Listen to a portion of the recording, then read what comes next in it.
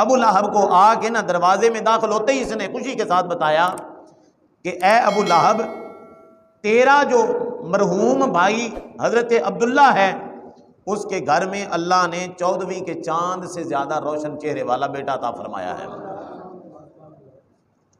14ویں کے چاند سے زیادہ روشن چہرے والا بیٹا اللہ نے عطا فرمایا۔ اب ابو لہب نے نبی سمجھ کے نہیں، یہ بات نقطہ ذہن میں رکھیے گا، نبی سمجھ کے خوشی کا اظہار نہیں کیا، کیونکہ آپ نے اعلان نبوت تو ابھی فرمایا نہیں، 40 سال کی عمر مبارکہ میں اعلان فرمایا۔ آپ صلی اللہ علیہ وآلہ وسلم کو بھتیجا سمجھ کے، ابو لہب سرکار کا کیا ہے؟ چاچا ہے، تو بھتیجا سمجھ کے کہ چلیں میرے مرحوم بھائی کو اللہ نے بیٹا عطا کیا، اس کی نسل آگے چلے گی، تو خوشی میں کیا کیا ابو لہب نے؟ اپنی اس لونڈی سویبہ کو جو بھی دروازے سے انٹر ہو رہی ہے، یوں شہادت کی انگلی سے کہا، جا میں نے تجھے آزاد کیا۔ اب یہ عمل اس کا اللہ کو بڑا پسند آ گیا، ہے کافر، اور کافر بھی ایسا کہ جس کی مذمت میں رب کائنات نے پوری سورہ لہب نازل فرمائی ہے کہ ٹوٹ جائیں دونوں ہاتھ ابو لہب کے، یعنی مذمت میں صورت جو ہے وہ سورہ لہب اللہ نے نازل فرمائی ابو لہب کے۔ تو اب میرے آقا کی ولادت باسعادت کی خوشی میں اس نے کیا کیا؟ اپنی لونڈی کو سویبہ کو آزاد کر دیا، زندگی کے ایام پورے کر کے، ہے تو سرکار کی مخالفت میں ہی ساری زندگی گزاری، لیکن یہ عمل رحمت حق بہانہ می جوید، حضرت مولانا روم رحمۃ اللہ علیہ فرماتے ہیں کہ اللہ کی رحمت بندے کو بخشنے کے لیے بہانہ تلاش کرتی ہے، جب بھی وہ اس پر مہربانی کر دے، کوئی بھی ادا بندے کی اللہ کو پسند آ جائے۔ ایک طرف یہ تقدیر کے معاملات چلیں، یہ بھی میں مسئلہ ساتھ اٹیچ کرتا چلا جاؤں۔ حضور نبی رحمت صلی اللہ علیہ وسلم نے فرمایا کہ بعض اوقات انسان ساری زندگی اچھے عمل کرتا ہے، بڑی نمازیں، بڑے روزے، بڑے نوافل، بڑے نفلی روزے، بڑے حج و عمرہ بھی کیے، سارے معاملات اس کے پورے ہیں، لیکن تقدیر کا معاملہ کیا ہے؟ کتنا حساس ہے کہ مرنے سے پہلے کوئی زندگی میں اس نیک بندے کو، جسے لوگ سارے نیک کہہ رہے ہیں، کوئی اس سے ایسی غلطی، کوئی گناہ سرزد ہو گیا کہ اللہ نے اس کی ساری زندگی کی نیکیوں پر کیا کر دیا؟ پانی پھیر دیا۔ زندگی کی ساری نیکیوں پر پانی پھیر دیا۔ اب وہ کیا ہے؟ بے ایمان ہو کے مر رہا ہے، اس کی نمازیں، روزے، سارے اعمال کوئی فائدہ نہیں دے رہے، جہنم میں جائے گا۔ یہ کون کہہ رہا ہے؟ امام الانبیاء صلی اللہ علیہ وسلم۔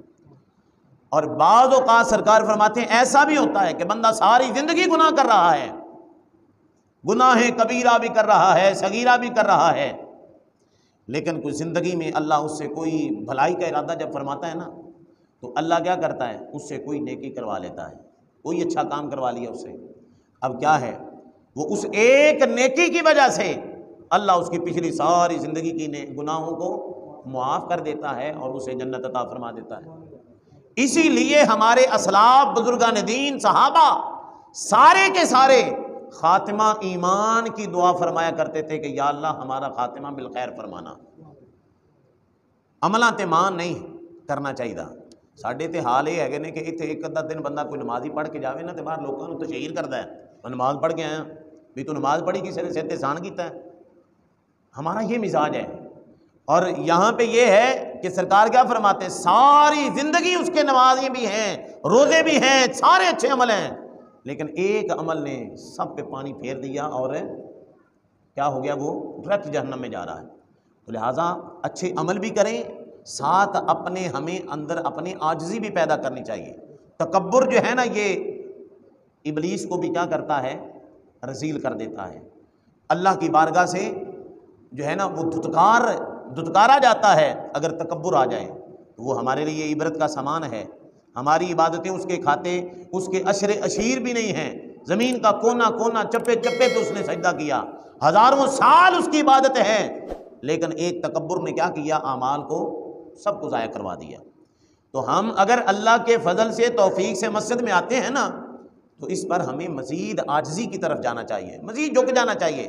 کوئی بات کرے بھی نہیں، بھی میں گناہ گار سا بندہ ہوں، نہیں، یہ نہیں کہ کوئی کہے بھی اے جی حاجی صاحب نے، وہ ایک نا لطیفہ بنیا کہ کسی رانے صاحب کے بارے میں معذرت دے نال، ویسے لطیفے کی گل کر رہے ہیں ہم، اس سمجھانے کے لیے اس میں میسج ہے۔ ہمارا مزاج ایسا ہے، کوئی بندہ کسی کے بارے میں بتا رہا تھا کہ یہ ماشاءاللہ بڑے نیک بندے ہیں، حج بھی انہوں نے کیا، عمرہ بھی کیا، وہ نال بندہ نماز پڑھ رہا سیگا، انہیں آکھے انہوں 10 میں نمازی بھی ہے گا. یعنی ہمارا مزاج یہ ہے کہ ہم عمل کر کے اس کی تشہیر کرتے ہیں. پہلے ایک محاورہ بولا جاتا تھا کہ نیکی کر اور دریا میں ڈال، تے آج نیکی کر فیس بک پہ ڈال، سوشل میڈیا پہ ڈال. عمرے پہ ہم جاتے ہیں، وہاں پہ سیلفیاں چل رہی ہیں، نماز پڑھنے کے لیے آئے ہیں، ویڈیوز بن رہی ہیں، یہ وہ. تو یہ ریاکاری جس میں آ جائے گی نا عمل میں، وہ عمل کیا ہو جائے گا؟ ضائع ہو جائے گا. ریاکاری کو حدیث مبارکہ میں شرک اصغر کہا گیا ہے، ریاکاری کو شرک اصغر کہا گیا ہے. تو بات کہاں سے چلی اور کہاں پہ جا پہنچی؟ میں عرض کر رہا تھا کہ ابو لہب نے کیا کیا؟ اپنی لونڈی حضرت سویبہ کو آزاد کر دیا. زندگی کے ایام پورے کر کے جب وہ دنیا سے گیا تو خاندان میں سے کسی نے خواب میں دیکھا، اور خواب میں دیکھ کر پوچھا، اے ابو لہب ما فعل اللہ بکا، اللہ نے تیرے ساتھ کیا معاملہ کیا؟ ابو لہب کہتا ہے یوں تو میں سزا میں ہوں، اللہ کے عذاب میں گرفتار ہوں، لیکن جب بھی پیر شریف کا دن آتا ہے، سوموار کا دن آتا ہے، میری اسی شہادت کی انگلی سے جس سے میں نے اپنی لونڈی سویبہ کو محمد کی ولادت کی خوشی میں آزاد کیا تھا، اسی شہادت کی انگلی سے شہد سے زیادہ میٹھا اور دودھ سے زیادہ سفید وہ رطوبت پانی نکلتا ہے ٹھنڈا، اسے میں اپنے منہ میں رکھ لیتا ہوں، اللہ میرے عذاب میں کمی پیدا فرما دیتا ہے. اللہ کیا کرتا ہے؟ عذاب میں کمی پیدا فرما دیتا ہے. اسی کے تحت حضرت شاہ عبدالحق محدث دہلوی رحمۃ اللہ علیہ نے بڑی بصیرت افروز جو ہے نا وہ بات فرمائی، بڑی خوبصورت. فرماتے ہیں کہ اگر ایک کافر جس کی مذمت میں پوری سورہ لہب جو ہے اللہ نے نازل فرمائی، اگر وہ محمد عربی صلی اللہ علیہ وآلہ وسلم کی ولادت باسعادت کی خوشی منائے تو میرا رب اتنی غیرت والا ہے کہ اس کافر کو بھی اپنے محبوب کی ولادت کی خوشی میں خیرات عطا کرتا ہے اور ہر سوموار کو اس کے عذاب میں کمی پیدا فرما دیتا ہے.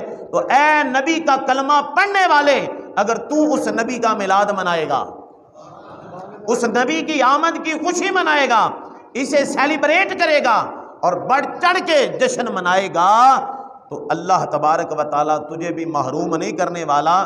اللہ اگر کافر کو نواز سکتا ہے تو میرے نبی کا کلمہ پڑھنے والا ہے، تجھ پر اللہ کی کتنی رحمتوں کا نزول ہوگا. تو پتہ چلا کہ یہ کوئی نیا کام نہیں ہے، بلکہ نیا کام یہ ہے کہ اب یہ 2 صدیوں سے آ کے یہ دوسرے لوگ مکاتب فکر کے آ گئے جنہوں نے تنقید کرنا شروع کر دی، وگرنہ اس سے پیچھے آپ چلے جائیں 12 صدیاں گزر گئی ہیں جس میں جتنے بھی علماء، صلحاء، اولیاء، اتقیاء، اصفیاء، جتنے بھی نیک لوگ گزرے ہیں وہ سارے کے سارے میرے آقا کا میلاد خوش ہو کے منایا کرتے تھے.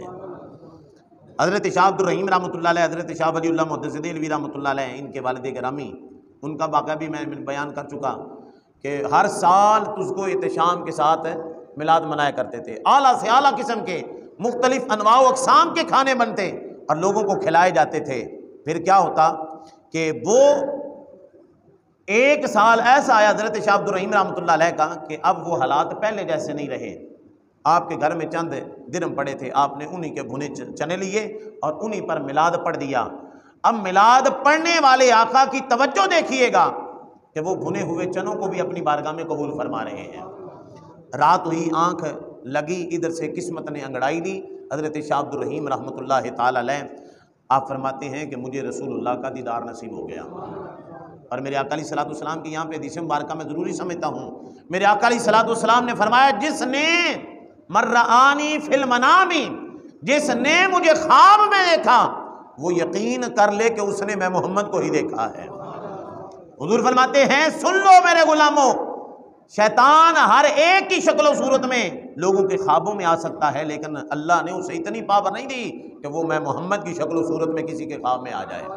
فرمایا جس نے مجھے خواب میں دیکھا وہ یقین جانے کہ اس نے میں محمد کو دیکھا ہے. اور فرمایا اگلی حدیث مبارکہ میں جس نے مجھے خواب میں دیکھ لیا وہ جاگتی آنکھوں سے بھی عنقریب میری زیارت ضرور کر لے گا. میرے آقا ضرور ان کی زیارت کرے گا، کیونکہ یقیناً آپ ہر عاشق کے گھر تشریف لاتے ہیں مل کے کہہ لو اللہ کرے آج دیکھ جمعے دی اس اجتماع نشست دی برکت نال اجرات نصیب ہوئے میلاد والے آقا دا سانو بھی دیدار نصیب ہو جائے. مل کے کہو یقیناً آپ ہر عاشق کے گھر تشریف. حالے سارے دی آواز نہیں محبت نال کہہ لو یقیناً آپ ہر عاشق کے گھر تشریف. یقیناً آپ ہر عاشق کے گھر تشریف لاتے ہیں. ہمارے گھر میں ہو جائے چراغاں. اللہ سب نو مدینہ پاک دی بات بہادری عطا فرمائے. ہمارے گھر میں ہو جائے چراغاں. یا رسول اللہ ہمارے گھر میں ہو جائے چراغاں. حضرات دی بکار میرے آقا علیہ الصلوۃ والسلام کی ولادت باسعادت ہوئی.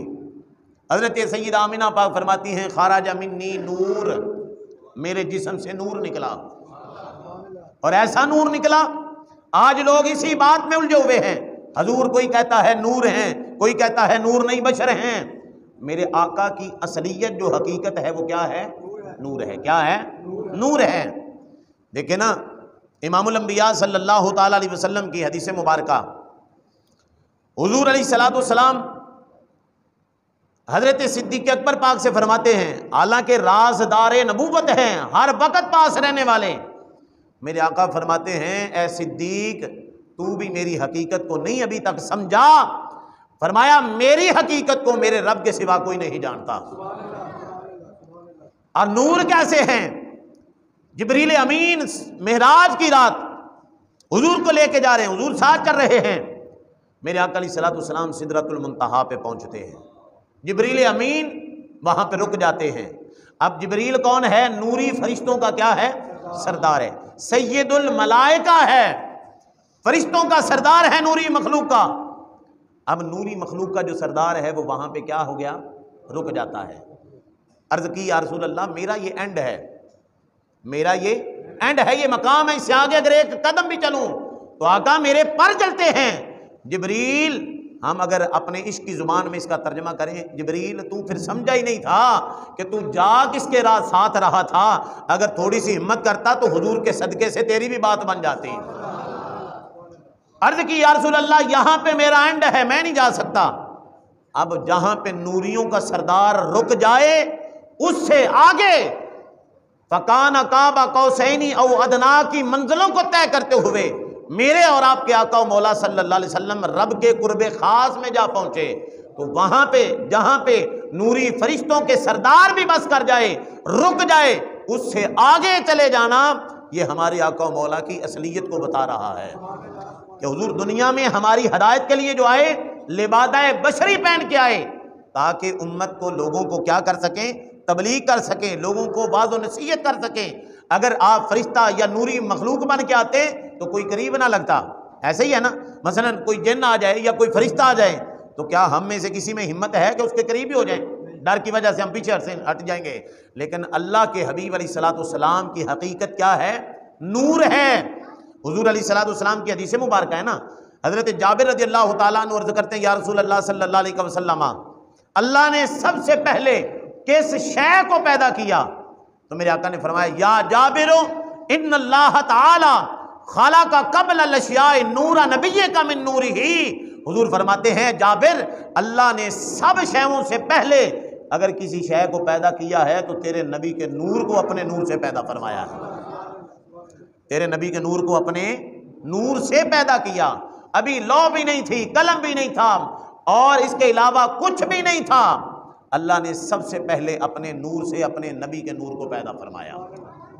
اور حضور خود فرماتے ہیں، وہ حدیث جبریل وہ بھی بڑی معروف، چلے ایمان فروز سن لیجئے گا۔ امام الانبیاء صلی اللہ علیہ وسلم ایک مرتبہ موج میں بیٹھے ہوئے ہیں، میرے آقا علیہ السلام نے فرمایا جبریل حاضر خدمت ہیں، میرے آقا نے فرمایا جبریل بتا تیری عمر کتنی ہے؟ جبریل سے پوچھا جبریل تیری عمر کتنی ہے؟ جبریل نے عرض کی یا رسول اللہ مینوں عمر اپنی دا تے کوئی نہیں پتا، لیکن ایک بات ہے، آسمان دنیا پر ایک نوری ستارہ چمکتا تھا جو 72 سال بعد، اور میں نے اسے 73 سال مرتبہ دیکھا ہے، 73,000 سال مرتبہ میں نے اسے دیکھا، اپنی عمر کا کوئی اندازہ نہیں، 73,000 برس ہو گئے آقا میں اس کو دیکھ رہا ہوں۔ آقا علیہ السلام نے فرمایا جبریل اگر وہی نوری ستارہ تجھے اب میں دکھا دوں تو پھر کیا؟ حضور نے فرمایا اگر وہ جو تو آسمانوں پہ وہ نوری ستارہ دیکھا کرتا تھا اگر میں محمد تجھے دکھا دوں تو پھر؟ عرض کی یا رسول اللہ دکھا دے۔ میرے آقا نے اپنا امامہ مبارکہ اٹھایا تو فرمایا اللہ کی عزت و جلال کی قسم وہ جو تو آسمانوں پہ ستارہ چمکتا ہوا دیکھتا تھا وہ نور محمدی تھا، وہ میرا ہی نور تھا۔ آپ اندازہ لگائیں میرے آقا کی عمر مبارکہ کتنی ہے، اللہ اکبر کبیرہ۔ تو حضور نبی رحمت صلی اللہ علیہ وسلم کا اصل کیا ہے؟ نور ہے۔ آپ انسانیت کی ہدایت کے لیے آپ لبادہ بشری میں آئے، لیکن وہ ہم جیسے بشر نہیں ہیں، یہ بھی بات ذہن میں رکھیے گا۔ حضور کی بشریت کا انکار کرنا قرآن کی نص کا انکار کرنا ہے، بندہ ویسے ہی دائرہ اسلام سے نکل جاتا ہے۔ دوستان عزیز میرے آقا علیہ السلام بشر ہیں لیکن ہم جیسے بشر نہیں، وہ بے مثل و بے مثال بشر ہیں۔ ساڑی گھر بیوی نہ گل سنیں، ساڑے بال نہ گل سنن، میرے آقا وہ ہیں جو حضرت عباس میرے آقا کے چاچا بیان کرتے ہیں میرے آقا کا میلاد، عرض کرتے ہیں یا رسول اللہ صلی اللہ علیہ وسلم میں تو آپ کا بچپن سے ہی گرویدہ ہوں۔ آقا جب آپ پنگوڑے میں تھے، آقا آپ پنگوڑے میں تھے، چاندنی رات ہے، ستاروں سے آسمان جگمگا رہا ہے، آسمان پہ چاند بھی پوری آب و تاب سے چمک رہا ہے، میں کیا دیکھتا ہوں؟ آقا میں سیدہ آمینہ حضرت عبداللہ کے صحن میں آیا، میں نے دیکھا آپ کو، آپ پنگوڑے میں ہیں، آپ کے پنگوڑے کو کوئی ہلا رہا ہے، جھولا جھلا رہا ہے، لیکن جھلانے والا نظر نہیں آتا۔ آقا میں نے آسمان کی طرف دیکھا اور آسمان کا جو چاند ہے وہ ہل رہا ہے، وجد میں آیا ہوا ہے۔ میں کیا دیکھتا ہوں کہ کبھی ایسا دیکھا نہیں منظر، میں حیران ہوا، میری نظر آسمان سے ہٹتی ہے پنگوڑے میں آتی ہے، آقا میں کیا دیکھتا ہوں جدھر جدھر آپ کی انگلی مبارکہ ہلتی ہے چاند بھی ادھر ادھر ہو جاتا ہے۔ نعرہ تکبیر، نعرہ رسالت، نعرہ حیدری، نعرہ غوثیہ۔ سید اعلیٰ حضرت امام اہل سنت نور اللہ مرقدہ یہاں پہ بولے سورج الٹے پاؤں پلٹے چاند اشارے سے ہو چاک، اندھے منکر دیکھ لے قدرت رسول اللہ کی۔ میرے آقا کے تصرفات کا انکار کرنے والے میں اور آپ، ہمارے ہاں کوئی بچہ پیدا ہو ہم اپنی بساط کے مطابق اپنے بچوں کو کھلونے لے کے دیتے ہیں، لیکن حضور نوری ہیں، نوریوں کے سردار ہیں، اسی وجہ سے آپ کا کھلونا بھی اللہ نے نوری پیدا فرما دیا ہے۔ چاند بھی نوری ہے نا، وہ بھی نوری مخلوق ہے نا، تو حضور بھی نوری ہیں، اس لیے کھلونا بھی آپ کا نوری ہے۔ اللہ اکبر کبیرہ۔ پھر آگے بڑھیے، بات کہاں سے کہاں نکل گئی، آگے بڑھیے گا۔ پھر میرے کریم آقا علیہ السلام کی جب ولادت باسعادت ہوئی، حضور خود فرماتے ہیں میں نور ہوں، سیدہ آمینہ فرماتی ہیں میرے بطن سے کیا نکلا؟ نور نکلا۔ میں نے مکے کی سرزمین میں بیٹھے بیٹھے بصرہ اور شام کے محلات کو حضور کی نور کی روشنی میں دیکھ لیا۔ اللہ اکبر کبیرہ۔ پھر میرے آقا علیہ السلام کو جو سب سے پہلے دودھ پلایا، کس نے پلایا؟ حضرت سویبہ نے۔ یہی وہ ابو لہب کی لونڈی جس نے میرے آقا کی ولادت کی بشارت دی، خوشخبری سنائی، ابو لہب نے آزاد کر دیا۔ تو سویبہ، حضرت سویبہ نے بھی میرے آقا کو کیا کیا؟ پہلے دودھ انہوں نے پلایا۔ ان کے بعد آپ کی والدہ ماجدہ حضرت سیدہ طیبہ طاہرہ نیرہ عابدہ زاہدہ راکعہ مومنہ، کئی بدبخت ان دے ایمان تے شک کر دینے۔ میں کہنا اگر حضور دے والدین ایمان والے نہیں تو رب کعبہ کی قسم ابھی تک کوئی ایمان والا پیدا ہی نہیں ہوا ہے۔ انہی کے صدقے سے کائنات میں ایمان کی خیرات اللہ نے ہمیں عطا فرمائی ہے، کیسا وہ بدبخت بندہ ہے جو حضور کے والدین کے ایمان میں شک کرتا ہے، اسے اپنے ایمان کے فکر کرنی چاہیے۔ معزز مکرم محتشم سامعین و حاضرین کرام، حضرت ثویبہ اور اس کے بعد حضرت سیدہ آمینہ پاک نے دودھ پلایا، اور پھر اس کے بعد حضرت سیدہ حلیمہ سعدیہ رضی اللہ تعالیٰ عنہ نے پلایا۔ آپ آئی مکے میں، اور یہ عرب کا یہ دستور تھا، عرب کا یہ دستور تھا کہ کسی کے ہاں کوئی بچہ پیدا ہو جاتا نا شہر میں، تو دیہاتوں سے دائیاں آتی تھیں اور شہر سے بچوں کو لے جاتی تھیں، اور اپنے گاؤں میں دیہاتوں میں جا کر کیا کرتی تھیں، ان بچوں کو دودھ پلایا کرتی تھیں۔ تازہ آب و ہوا ہوتی تھی، وہاں سے ان کو جو ہے نا فصیح اللسان، عربی جو ہے نا فصاحت و بلاغت یعنی کہ بولنے میں مہارت ہو جاتی تھی۔ شہر میں تو طرح طرح کے لوگ دیگر جگہوں سے آیا کرتے تھے تو زبان کا وہ فرق، لیکن دیہاتوں میں خالص پیور جو ہے وہ عربی زبان جو ہے بولنے میں مدد ملتی تھی۔ تو میرے آقا علیہ الصلوۃ والسلام کو بھی اسی عرب کے دستور کے مطابق حضرت حلیمہ سعدیہ، جن کا مقدر اور جو ہے اوج ثریا سے بھی اوپر چلا گیا، کہ بظاہر پہلے حالات بہت ہی ابتر ماڑے تھے، آپ کی سواری بھی ماڑی، آپ کی صحت مبارکہ بھی ماڑی، اور گھر کے حالات بھی بڑے ماڑے تھے۔ حلیمہ سعدیہ جب مکے میں تشریف لے کے آئیں تو اس وقت رسول اللہ صلی اللہ تعالیٰ علیہ وسلم، کیونکہ مقدر ان کا تھا، ان کے نصیبوں میں سرکار کی خدمت تھی، تو اس لیے پھر جب یہ تشریف لے کے آئیں تو حضرت عبد المطلب جو میرے آقا کے کیا ہیں، دادا جان ہیں، جن کی کسٹڈی میں، جن کی پرورش میں سرکار علیہ الصلوۃ والسلام، چونکہ آپ کے والد گرامی تو سرکار کی ولادت باسعادت سے پہلے ہی دنیا سے وصال فرما گئے تھے، اور پھر حضرت حلیمہ سعدیہ لے گئیں ان کو اپنے بنو سعد قبیلہ کے اندر، اپنے گاؤں میں دیہات میں لے گئی، اور 2 سال تک میرے آقا کی انہوں نے خدمت فرمائی ہے۔ دیکھیں کائنات میں اللہ کے حبیب کے لیے اگر منتخب کرنے والی عورت کا اگر دیکھا جائے تو یہ کوئی کم نہیں ہے عزت، کہ اللہ نے اپنے محبوب کی دائیہ حضرت حلیمہ سعدیہ کو بنا دیا ہے، رضائی والدہ حضرت دی وقار۔ اور پھر حضرت حلیمہ سعدیہ رضی اللہ تعالی عنہ آپ فرماتی ہیں کہ جب میں حضور کو لے کے آئی نا، جب حضور سیدہ آمینہ پاک کے پاس تھے تو دیکھا کہ جب ان کی زیارت کی گئی تو اس حال میں سرکار پائے گئے کہ آپ زمین پر سجدہ فرما رہے ہیں۔ حضور فرماتے ہیں میں دنیا میں جب آیا تو پہلا جب سجدہ کیا تو اللہ نے اس سجدے کی برکت سے پوری زمین کو مسجد بنا دیا، زمین کو کیا کر دیا، میرے لیے پاک کر دیا۔ پہلی امتوں کے لیے یہ اعزاز نہیں تھا، یہ حضور کی امت کو اعزاز حاصل ہوا کہ اب وہاں پہ مخصوص عبادت گاہیں تھیں، وہیں پہ صرف عبادت ہوتی تھی، لیکن میرے آقا کی جب ولادت باسعادت ہوئی، سرکار نے سجدہ فرمایا، میرے آقا کی سجدے کی برکت سے اللہ نے روئے زمین کو مسجد بنا دیا۔ اور اب جہاں بھی امتی سفر میں ہے، حضر میں ہے، مسجد نہیں ہے، نماز کا وقت ہو گیا، قبلہ کی ڈائریکشن اس کی سمت کا پتہ کر کے وہ وہیں پہ نماز پڑھ لے، اللہ اس کی نماز کو قبول فرما لیتا ہے۔ یہ میرے آقا کی ولادت کا فیضان ہے۔ پھر سیدہ آمینہ پاک فرماتی ہیں کہ میں نے دیکھا کہ بیٹے کو غسل دیا جائے۔ اب میرے آقا جب دنیا میں آئے تو پہلے سے ہی غسل شدہ تھے۔